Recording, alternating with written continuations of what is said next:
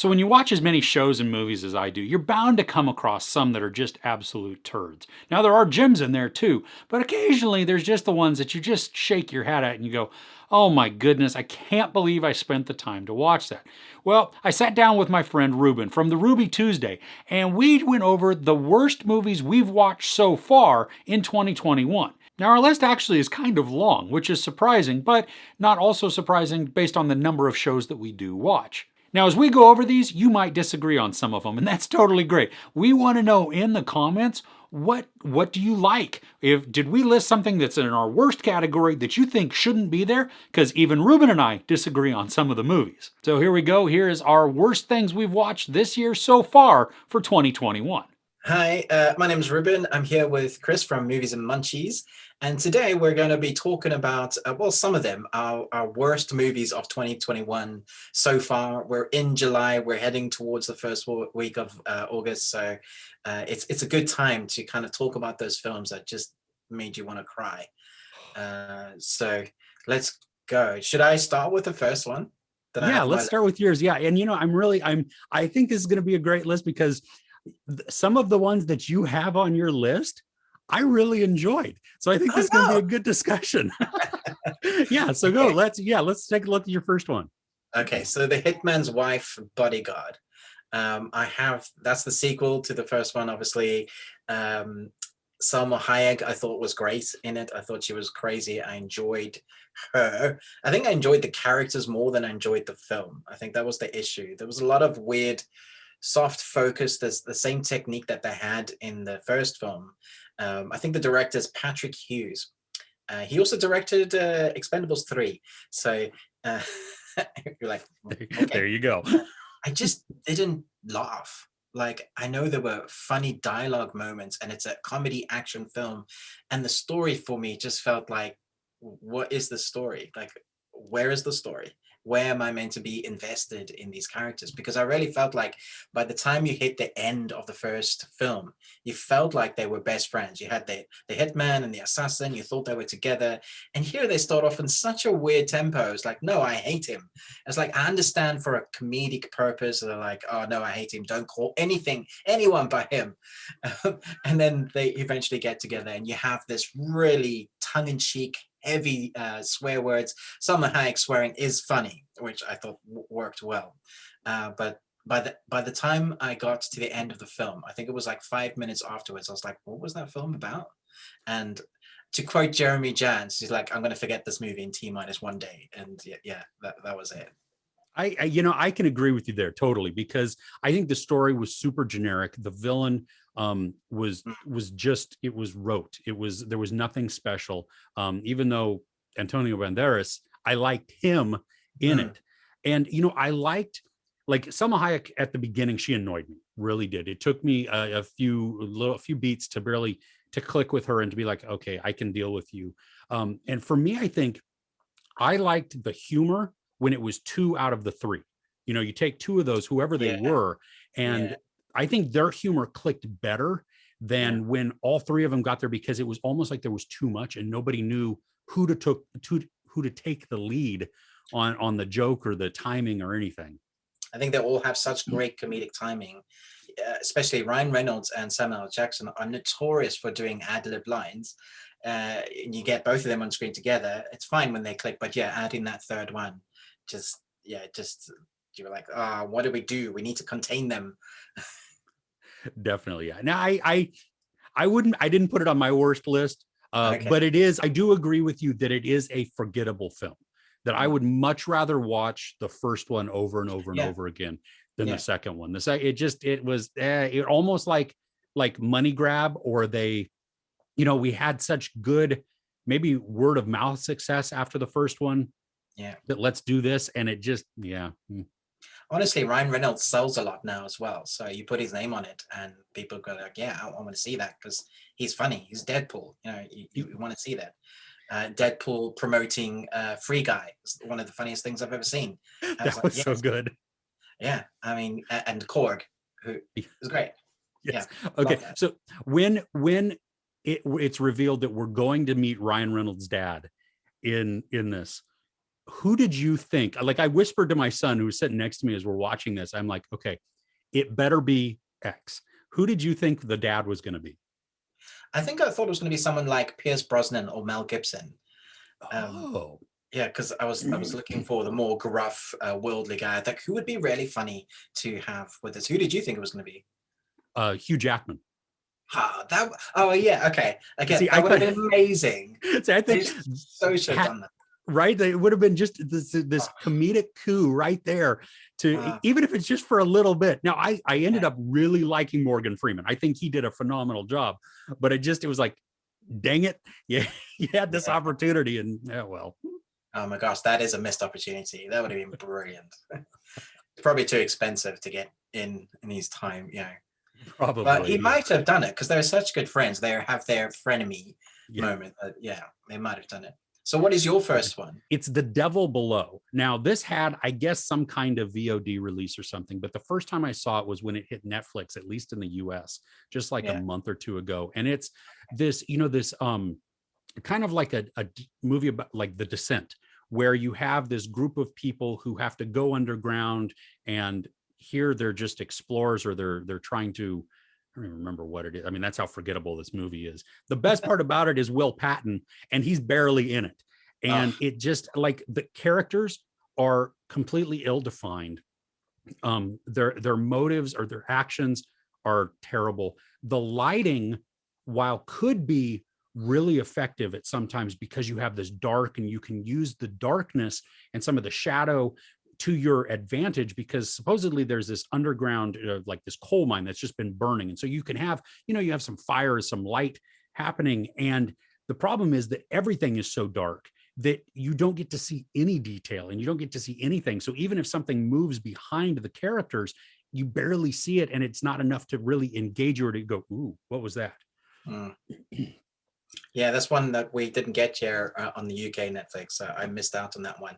I don't think I'll be going to that. I was gonna say, I don't think you actually missed out on it. It was like, I don't know, 90 minutes maybe, or maybe longer than that. But it was too long. 5 minutes was too long because you didn't care about anything that was going on. Oh my gosh. Yeah. Okay. Next on my list, I have Chaos Walking. I'll let you talk about this one first, and then I will rant. Okay, this is on my list also.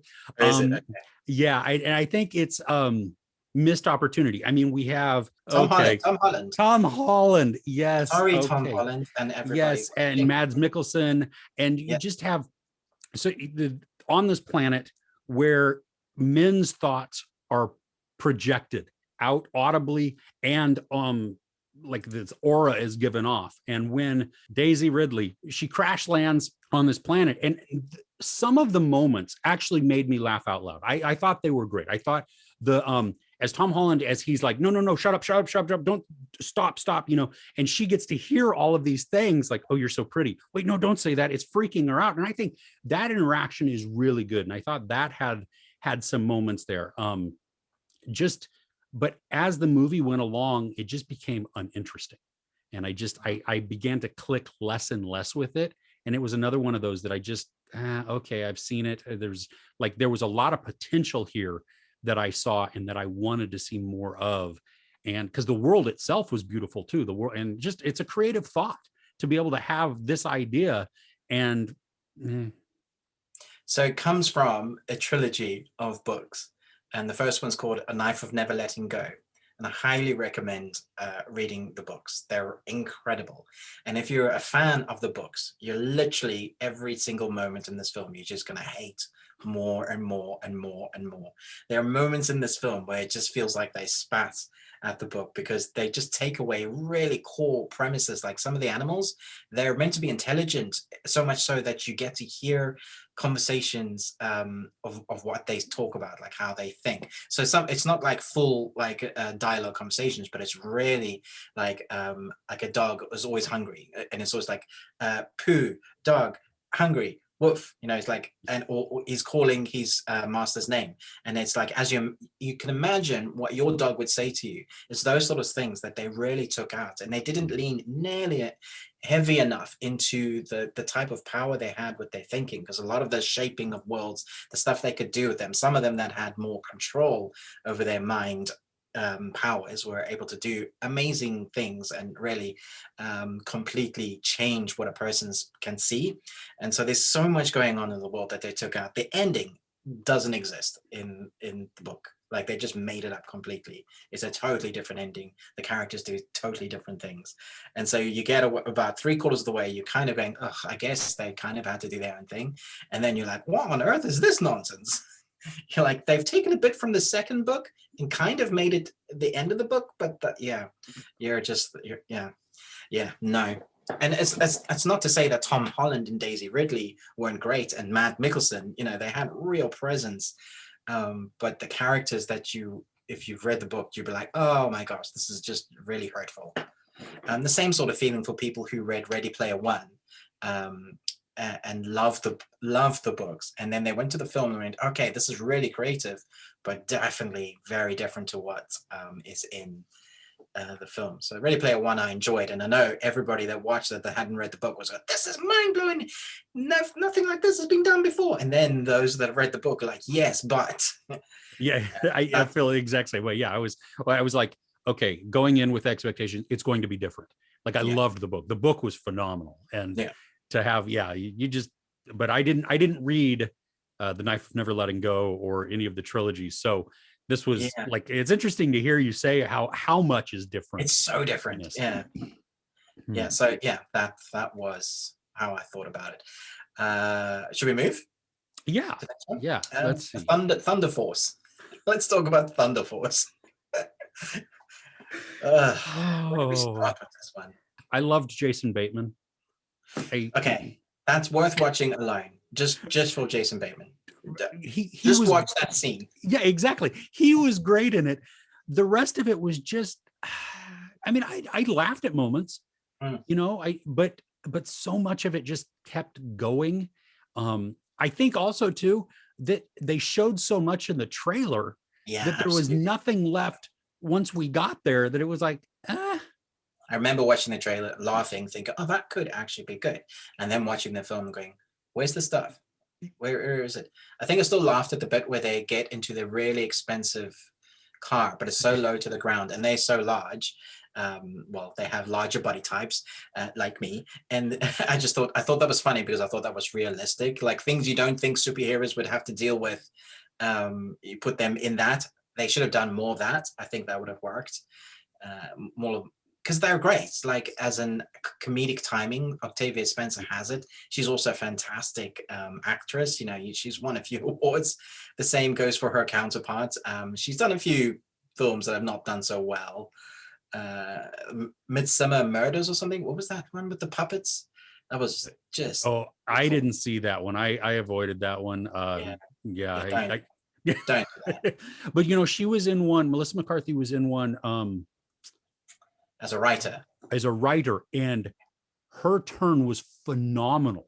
I mean, I really think that she should have been recognized, for that, because it was such a departure. Yeah, she needs to do more though. She's obviously great in that genre. But maybe she just likes joy more than, because that was really dark as well. It was. But so the next one on my list, I believe you reviewed it today. Cosmic Sin. Oh my gosh, yes. Oh, it just hit. Those are another one of those video on demand ones, I think, but it hit Netflix in the US today that we're recording this. And like, I know what the story is trying to go for. So when I say it doesn't make sense, it's not that I don't understand what they were trying to do. It's that they couldn't put a coherent thought together to make this movie compelling in any sort of way, shape, or form. This movie makes no sense. Like, it literally doesn't make sense. You try and break it down and you're like, what on earth is happening? I will hold my hand up and say, my wife and I got 3/4 of the way in and we said, no, can we please find something else to watch? We literally couldn't watch any more of it. I don't think I've ever felt so disappointed by a movie poster before, because the poster reminds me of the Tom Cruise Live, Die, Repeat Yes. film. And I was like, yeah, it's going to be something like that. It's got this person. Oh no, it's got Bruce Willis. And that makes me sad to say, because I used to go, it's got Bruce Willis. And now I go, oh no, it's got Bruce Willis. There's a few of them, John Travolta being one of them. Morgan Freeman, unfortunately, is in that lot as well. We can talk about him in a bit, but Edward Drake directed this film, and he's now done 3 straight to DVD or VOD films with Bruce Willis. So it feels like that's the partnership. Bruce Willis is kind of phoning it in just for the paycheck. The look on his face, he just looks like he doesn't want to be there. Yeah, no, and that was it. I mean, every time you saw him, he was bored, disconnected, just kind of like, okay, I'm going to do these lines and then move on. Like, not even what's going on in the story so that I can get into it. It was just, I'm just going to deliver these with. It does actually make me worried about him. I do wonder if there's a health thing, because literally, like, if you go back from like way back from Moonlighting to like the early Die Hards or Die Hard of the Vengeance or some of those 80s, 90s action films, he was so animated and really into the art and craft. And now there's like, it's just some of these rote things that are just boring. What's happening? Yeah. Well, and it baffled me, and I don't know how big the budget for this movie was, but every aspect of it, short of that one little scene that was, I mean, it was obviously CGI because they're flying through space, but that was mildly impressive. It made no sense, but it was it was mildly impressive. But then, like, their suits, like the costume design, I mean, I said in my review that it looks like they're wearing sweatpants with some football pads on. I know, because absolutely. Yeah. It doesn't look like you could travel anywhere. I mean, even through the cold in this and be okay, let alone through space. There are episodes of Stargate Atlantis that looks like if they had bigger budget than this film. And that's way back in the 2000s, when they didn't have much per episode for a repeat program of a really low budget sci-fi. So talking about really low budget films, the one I have next on my list is Vanquish. Have you heard of that? I have heard of it. That's Ruby Rose, right? Yeah. Is that Ruby Rose? And Morgan Freeman? Morgan Freeman. Yeah. I haven't had a chance to see this one yet. Go for it. No, it's on your list. Come on. So George Gallo, who wrote Bad Boys and Bad Boys for Life and directed An Eye for an Eye, which was also with Morgan Freeman and John Travolta. It seems there's a pattern here of like straight to VOD bad. I don't want to say bad actors, because I know they're not bad actors. I just feel like they are using, I guess they're phoning it in for some of the time, but they're also using what the script gives them, because your performance can really only be as strong as, I guess, the words on paper, what you have to work with. But yeah, the first 20 minutes of Vanquish it feels like 20 minutes. It can't be that long. It has a very long credit intro scene, like one of those really, really early films where they show all the credits and people that were involved in the film at the beginning of the film.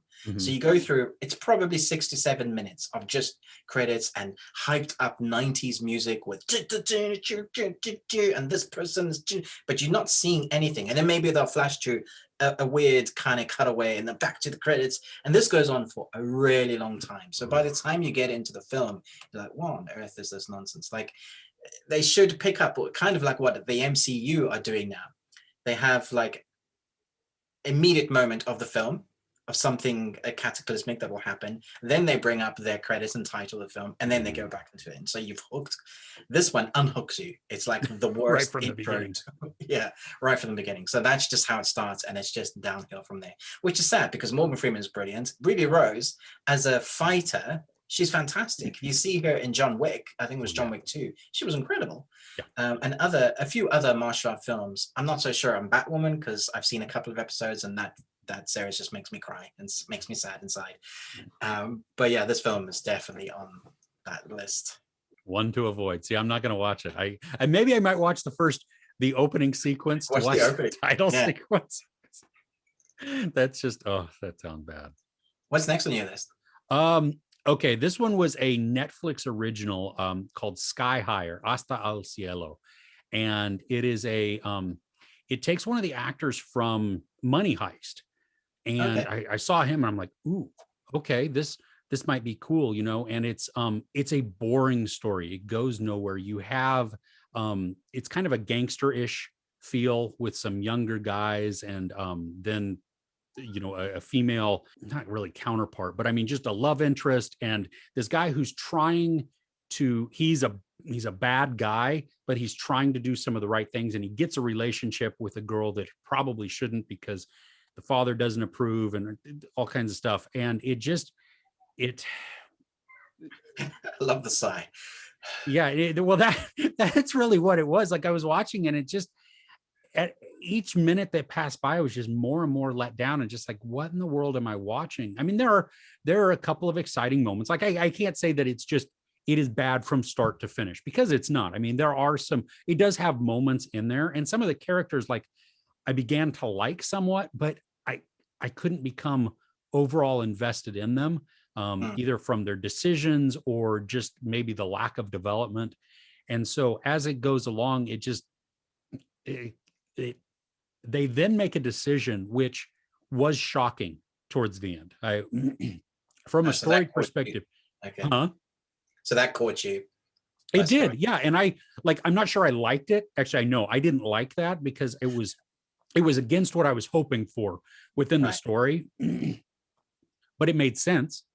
And so I don't fault the story for that. I mean, it made sense in some of the characters' motives and their just their actions. So okay, just because I didn't agree with how it should have gone, that doesn't in itself make it bad. It was just everything else that surrounded it. It was just a boring movie, and it wasn't worth the time that I sat to watch it. And then once it was over, I was like, okay, moving on. That was I don't want to watch that ever again.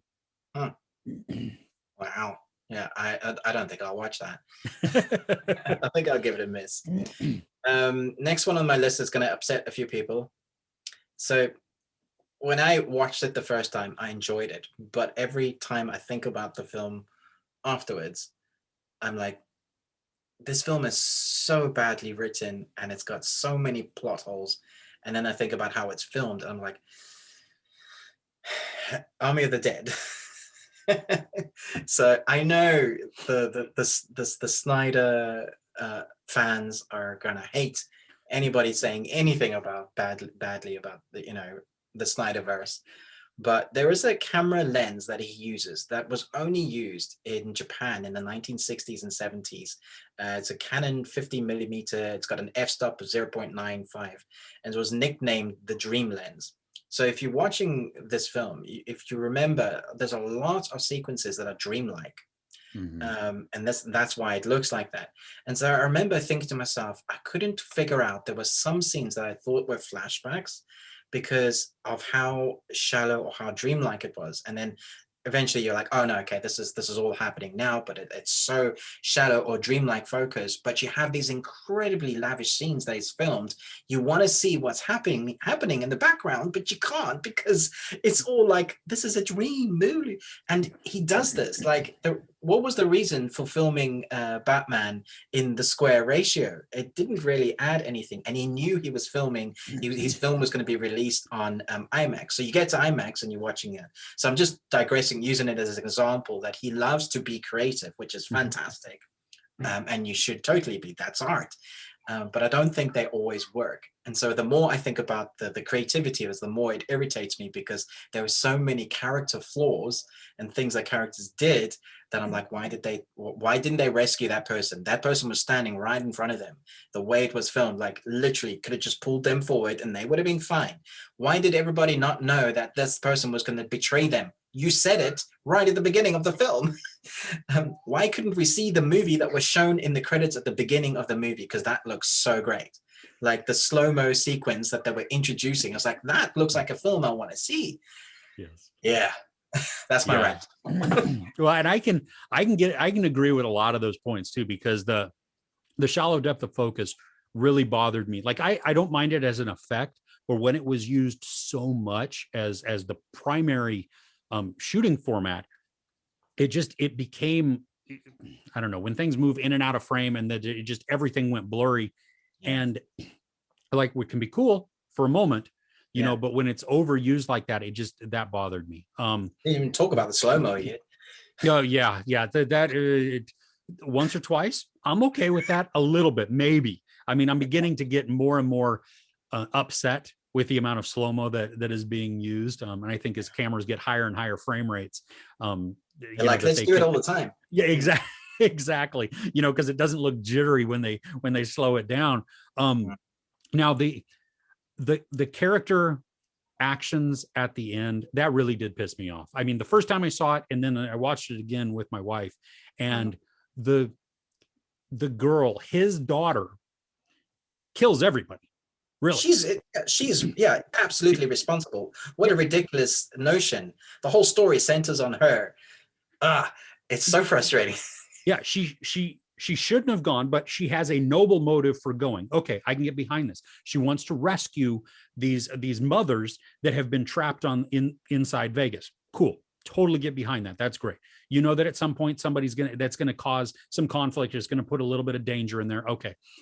So she gets there. She saves, I guess, one of the moms. I thought the mom got on the original mom that she intended to get. I thought she got on the helicopter. Never saw her again after that. Wait, what happened? Yeah, I don't know. But then De Bautista dies. Tig Notaro dies. The mom, maybe she fell out. I don't know. And so all of that destruction is gone, or is for naught, because she chose to go after this and put everybody else in danger, and everybody dies, including the person that she was trying to rescue.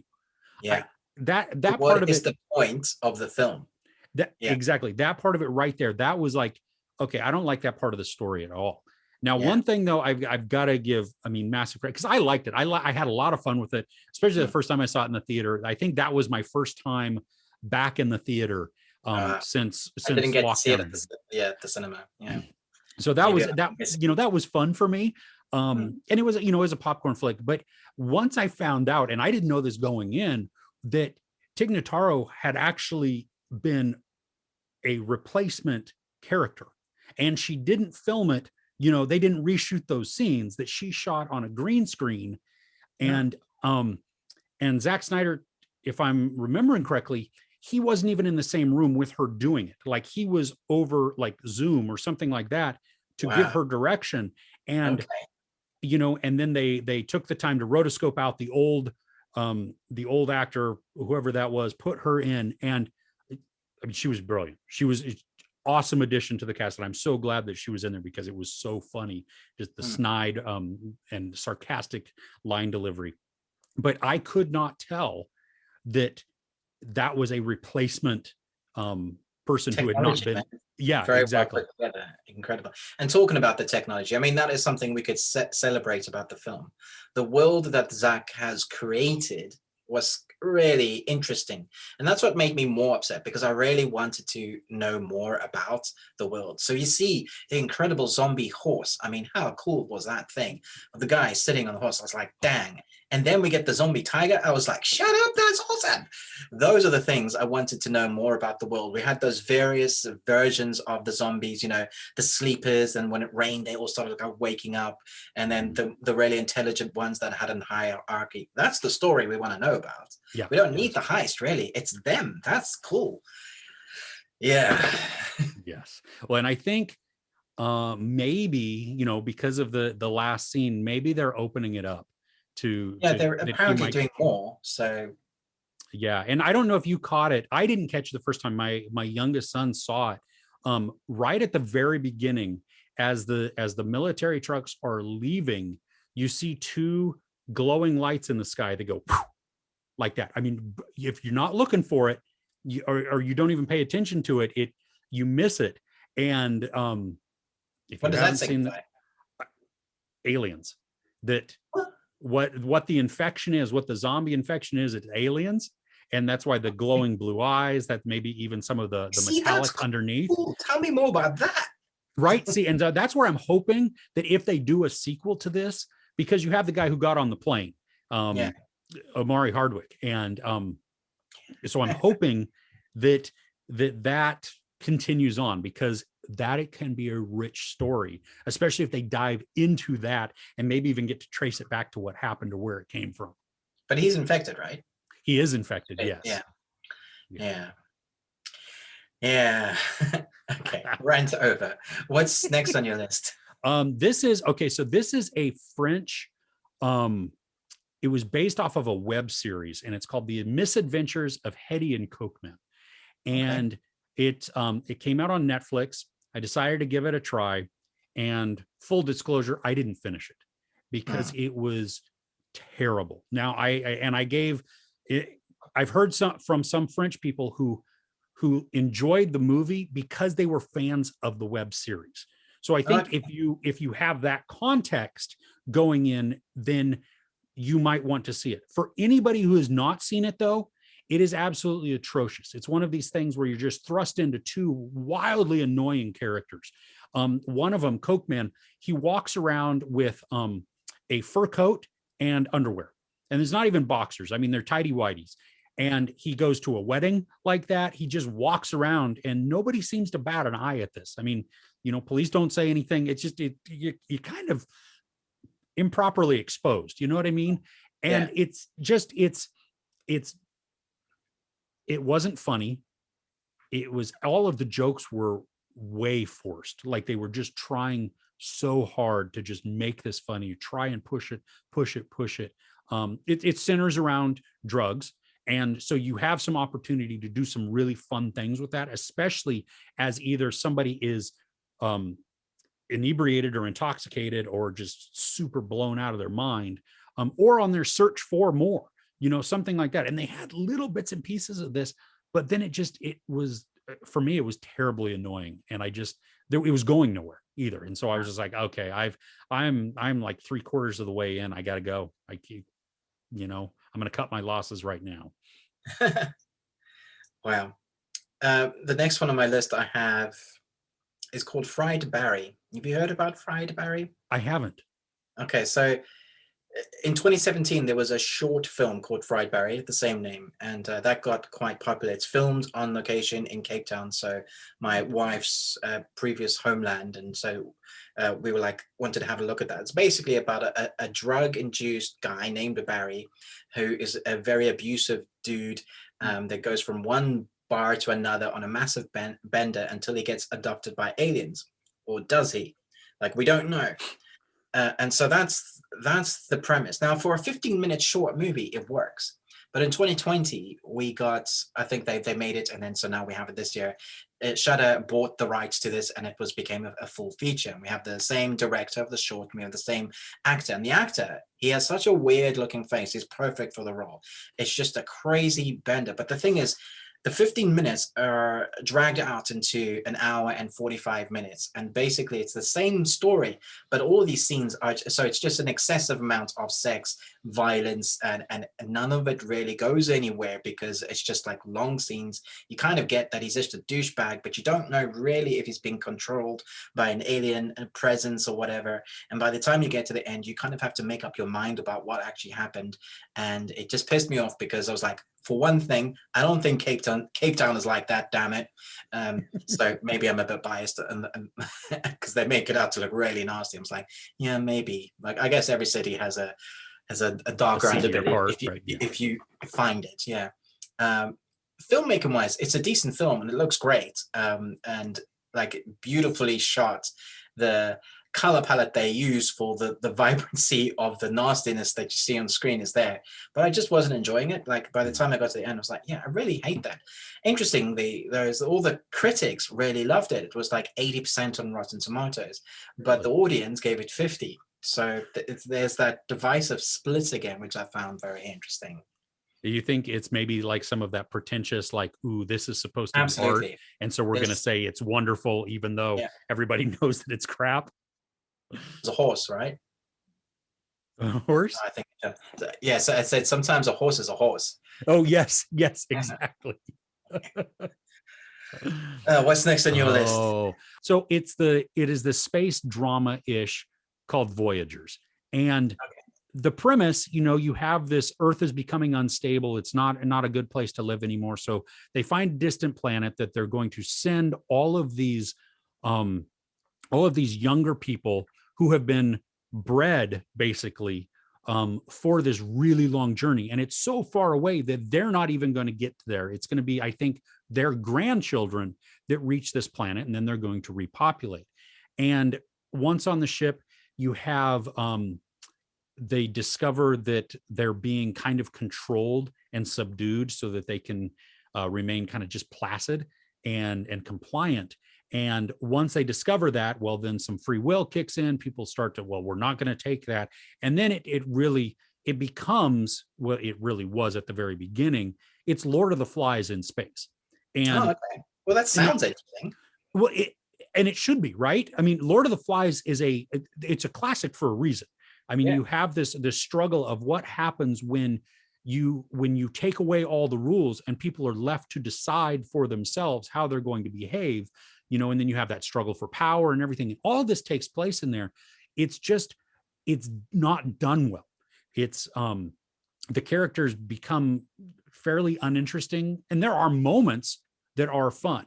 And you have Colin Farrell in there, who is like he wasn't supposed to go on it, but he's been the one who, I guess this was his brainchild, his vision, and he's been with these children since they were born. And so he feels a certain connection with them and just the reason to go. But as it went along, there was no real compelling reason to want to continue to watch, because it doesn't go as, I think, as far as Lord of the Flies does in every aspect. It mimics it in a lot of ways. Do you think they were afraid to do that because of like where we are today, or there was just a film was like, we don't need to?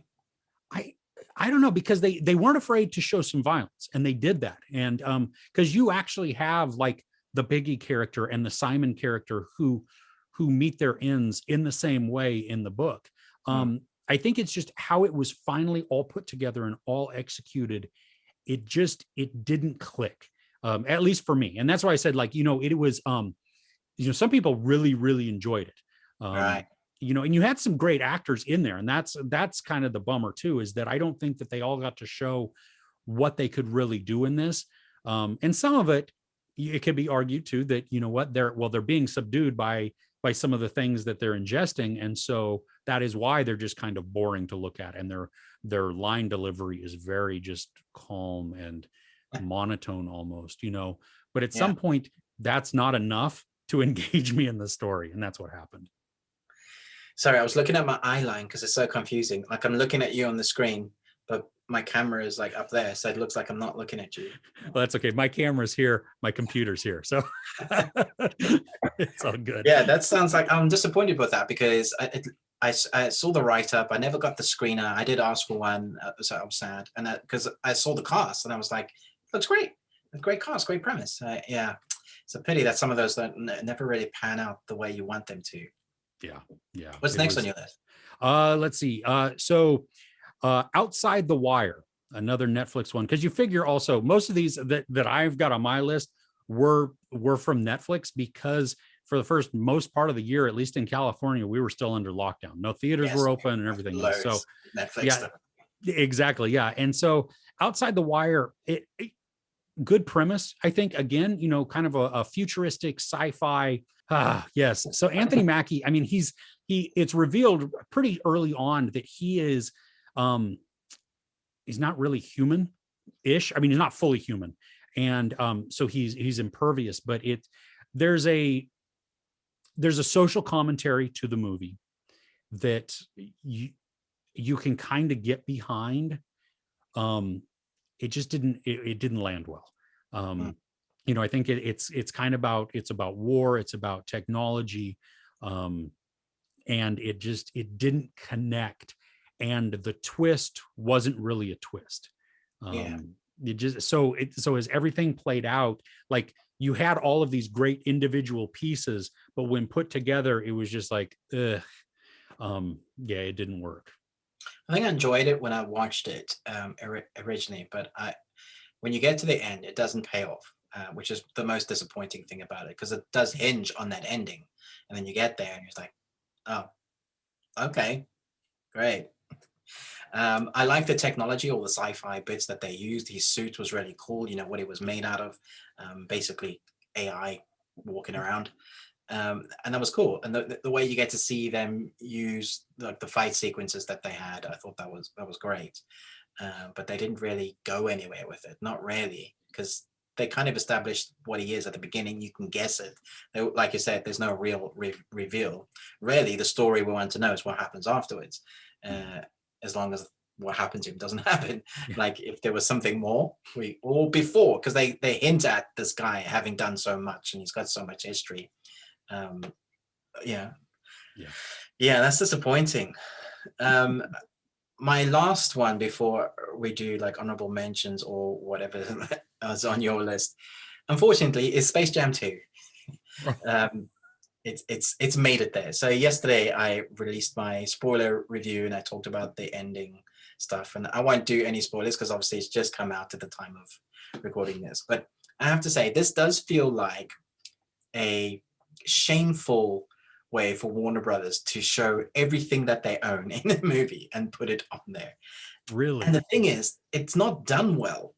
Like when you get to the main part of the story, it's the basketball match between so-and-so and so-and-so. I'm not going to say what the characters are, but if you've seen the cornucopia of marketing, you would have seen a few of the clips and trailers. And in the background is what I think most fans or dads and mothers are going to watch, because they're probably not interested in the film, because the film itself is really dull. Like it's so convoluted and over the top. It's so messy and there's so much going on that for the most part you're going to be looking for those Easter eggs in the background with the characters that are there. And so you find yourself looking at a character like it kind of, and then you're like Kong kind of, and then you're like Iron Giant kind of, and then you're like Scooby-Doo kind of, and you're picking up all the, it's like they're all going to a fancy dress party. And so they chose actors to wear costumes of the characters that they own, but they didn't look like the characters that they own. And so it just felt cheap. So where Ready Player One, you had all those characters and they looked like them. When you saw Freddy, he looked like Freddy. When you saw Chucky, you looked like, you're like, oh my gosh, why they put Chucky in there? You know, so many, when you saw Iron Giants, you know, running through, you're like, yeah, that's amazing. And here, you're just like, what on earth? It's fun to try and pick out the Easter eggs. Okay, so that's just one annoyance. But the best part in this film is when they bring the team together, when Bugs, and my background, Bugs,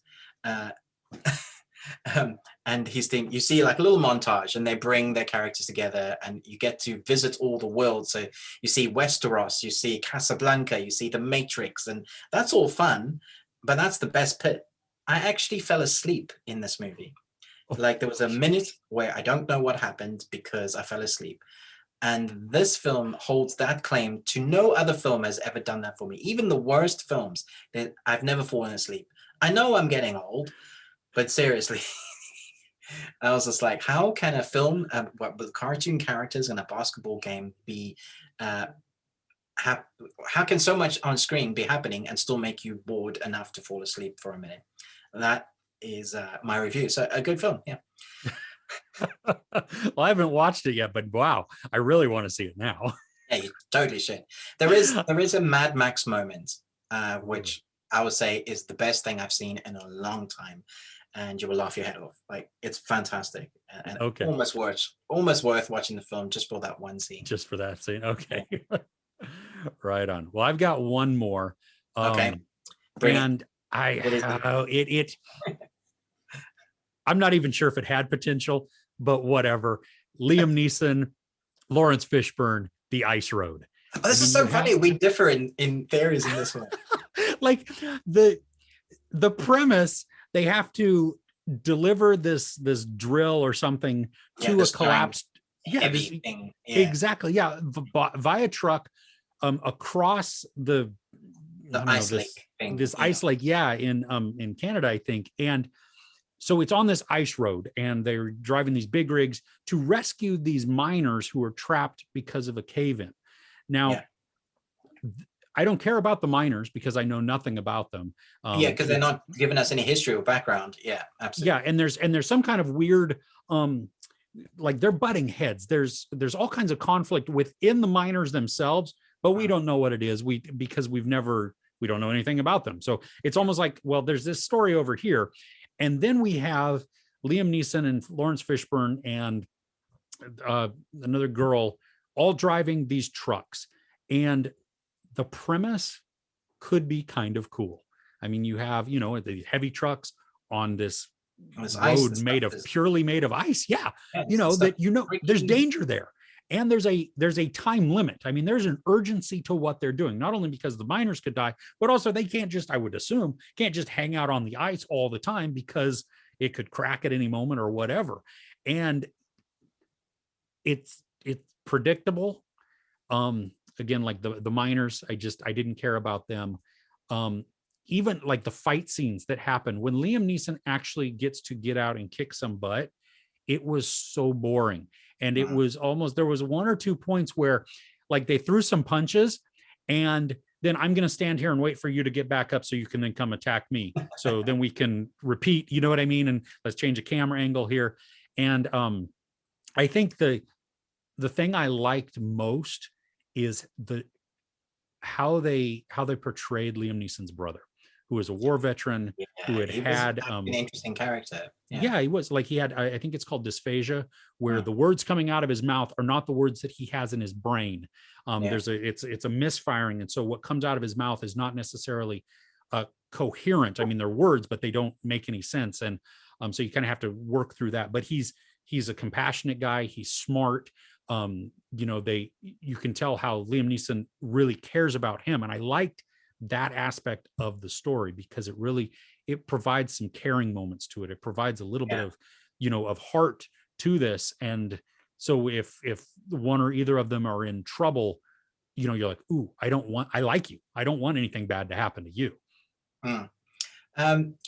I liked the fact that you get to see how when the trucks are pushed over to one side, you see how technical it is and how they can use these gadgets to lift the trucks back up. I thought that was really clever. And I was like, oh, I want to see more of that. I think I probably liked it more because I love Ice Road Truckers. My wife and I used to watch a couple of the series, and it actually just made me want to go back and watch more of those, which tells you something about the movie. But this will make you laugh. If you think about the film as Taken 4 and Liam Neeson trying to find his miners, then then it's a good film. I will find you. Yeah, that's okay.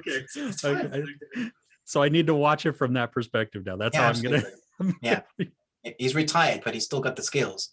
I have a certain set of skills. And I will find you and I will kill you.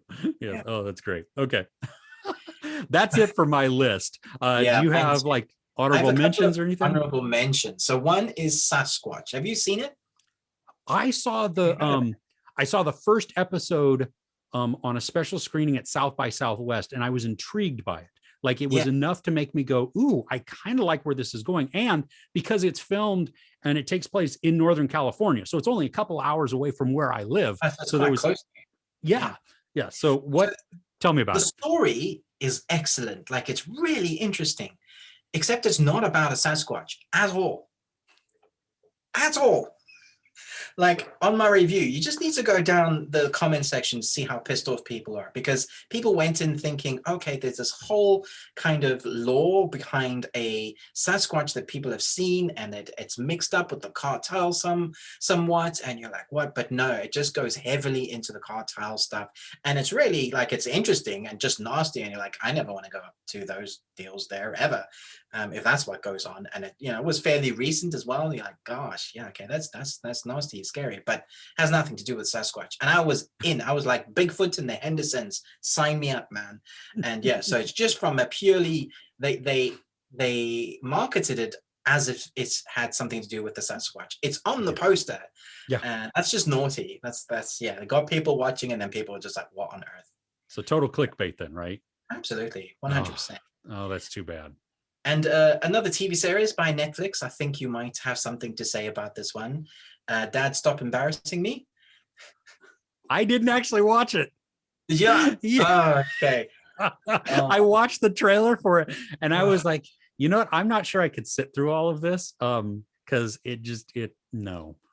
So tell me what? Oh, there. Well, that says it all. Jamie Foxx, right?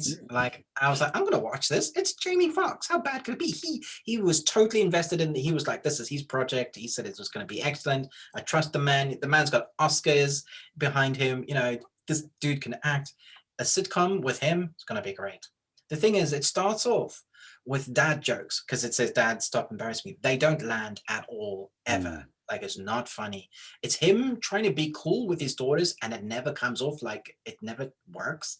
And then there's the canned laughter that I just wish we would get away from this now. In the 90s, cool stuff, man. But comedies don't work that way anymore. You can't take actors now with the technology that we have now, place them with everything that we know with how society works now, you know, culture, relevance, and then take what worked back then and put it in a comedy series now.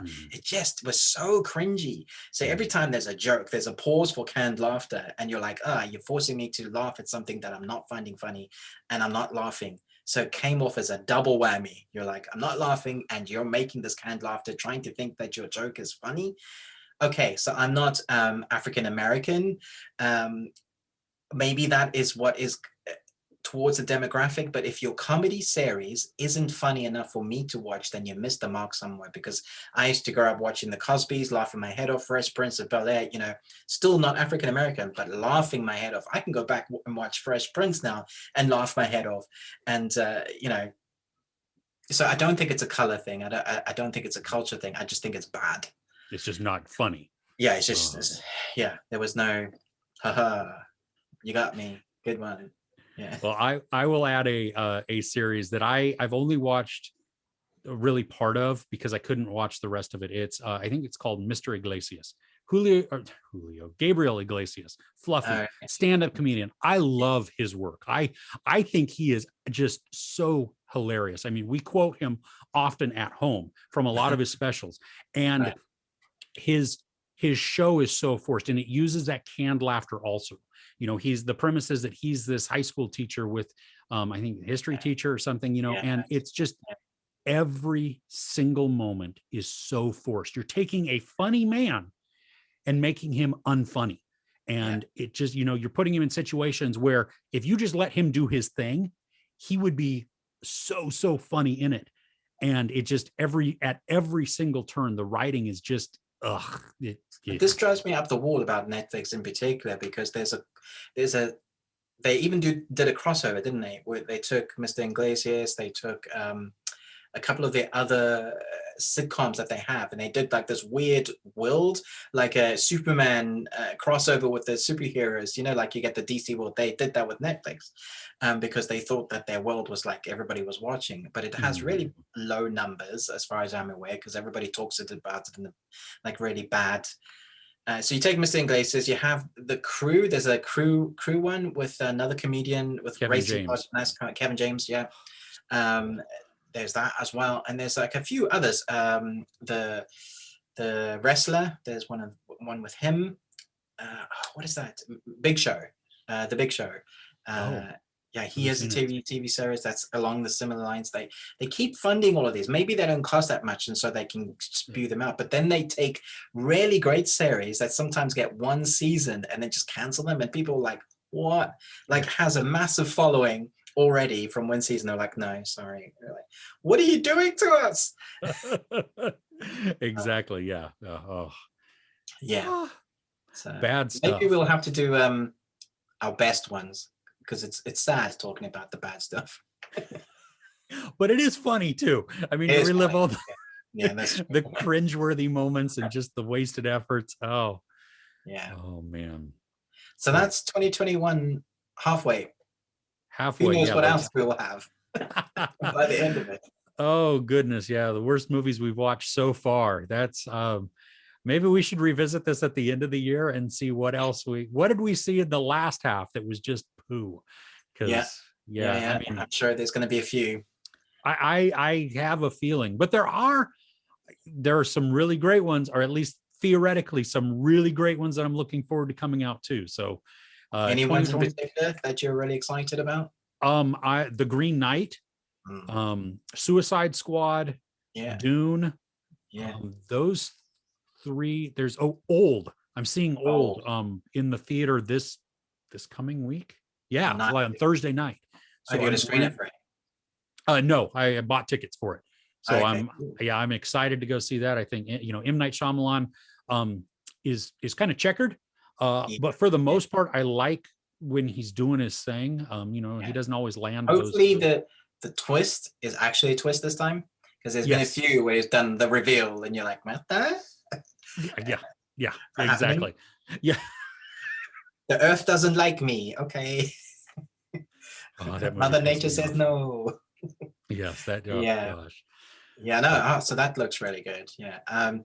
There's one called Pig that a few of my friends have seen, that apparently is Nicolas Cage's best film, his best performance since films like Raising Arizona. So I'm very excited to see Nicolas Cage do something, because I feel like we have a cornucopia of his films recently, and we've seen him start to creep up back into, he's actually starting to pull out some decent performances. The film isn't good because he's done so many where the film isn't good. And no one's going to sit here and say that one, It's Your Birthday. What was that one with the machines? Yeah. That were coming to him, Willy's possessed. Wonderland. Yeah, but his performance was great. Although he didn't say a single word. Right. But him in it. So I'm really looking forward to seeing what he does there, and maybe finally getting to see Antlers, the horror that keeps getting pushed back. I think it's Oh my gosh, I had forgotten about that one. Yeah. Yeah, that's October apparently. So okay. Fingers crossed. Yes. Great. All right. So if you're watching this, let us know in the comments which were your worst films so far of 2021, and which one were you shocked at us saying, how could you say that about that film? That was the best film I've seen ever. That's absolutely. Yeah, no, I hopefully the ones on our list were not at your top of like your best, but you may be, that might be. So let's have the discussion. I think that's fun. Really good. All right, Ruben. Well, this was awesome. Till next time. Yeah. All right. Take care, everybody. Bye.